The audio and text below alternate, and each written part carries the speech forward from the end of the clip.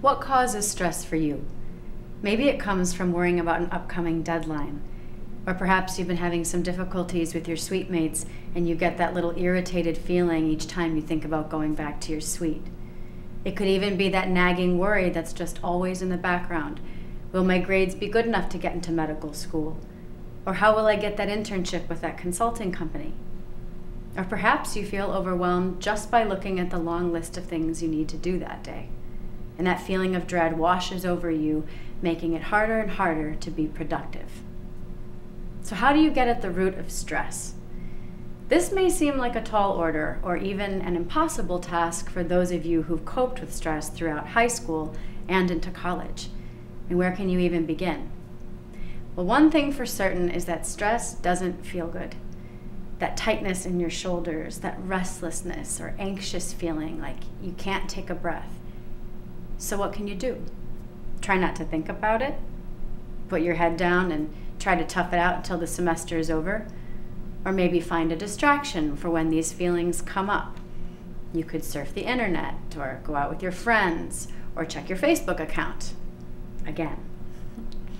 Is there a problem with that? I mean, you might feel better for a little while by pushing harder or distracting yourself, but over time the stress builds up because the root is still there. Like a dam without a release valve holding back a river, it will eventually burst.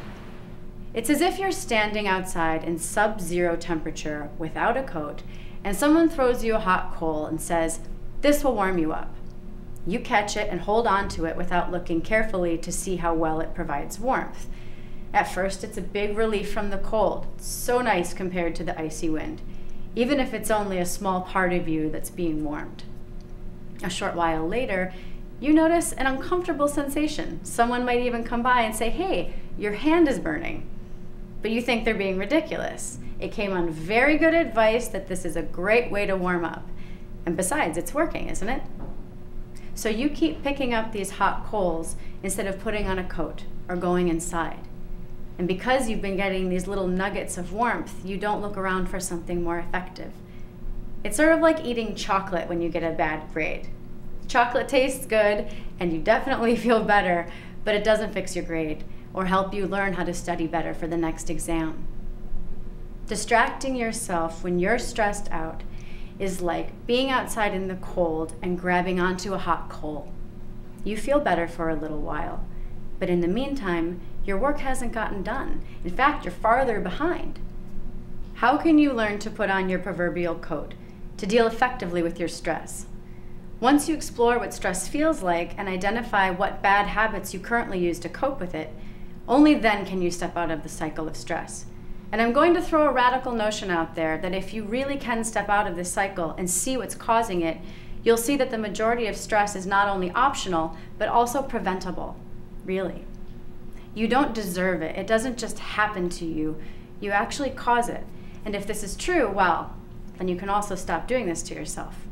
I mean, who wants to burn themselves anyway? So here's what you do. Stress is a nasty little bugger. It can sneak up on you, it'll grab you by the hair and drag you down the street before you even know what happened. And then before you know it, you're completely sucked in, hopeless to its will. It's similar to surfing. Waves come up, and if you're not looking out for them, and if you don't know how to surf, they clobber you and wash you to shore. But you don't have to be clobbered by the waves of your stress. You can surf them.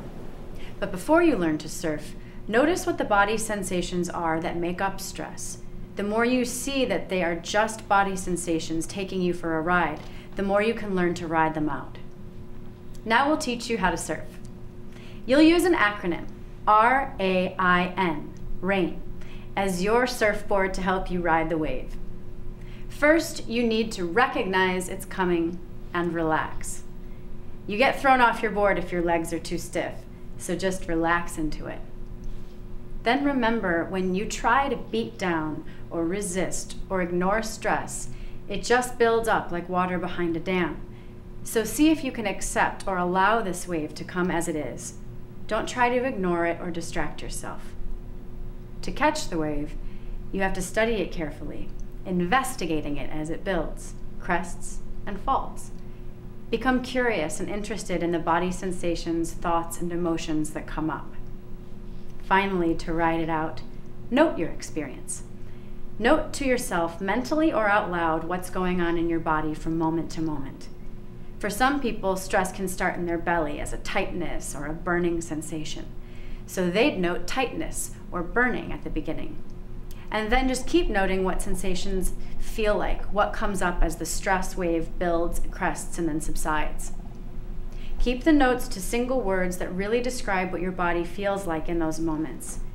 The more you can note your actual experience from moment to moment, the more likely you are to be able to ride this wave to its end. Using rain, you can ride your stress wave out all the way to shore. Your mind isn't used to doing this. Usually as soon as stress comes on, it feels uncomfortable, so you distract yourself or you try to push it away. And here's the paradox. The more you can turn into the wave instead of pushing it away, the more likely you'll be to be able to ride it. So if you get distracted or your mind shifts to something else, simply return to the investigation by repeating the question, what is going on in my body right now?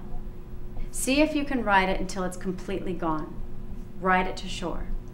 See if you can start using rain to surf your stress. Start small and build gradually. The more you practice, the better you'll get. And remember that learning to surf your stress is a gradual process. You'll probably fall off a lot in the beginning. Start with small waves, and soon enough the bigger ones don't seem so big. Because each time you ride one, you can never go back. You know you rode it. So the next time one comes, it just doesn't seem as scary. And you start to build trust in yourself that you actually can do this. The more you ride, the better you get, and the easier it becomes. And this can start to be fun. It's just like any game. We can see this as a fun challenge. Can I ride the next one? This will help you see that stress is a part of life that you can actually ride out.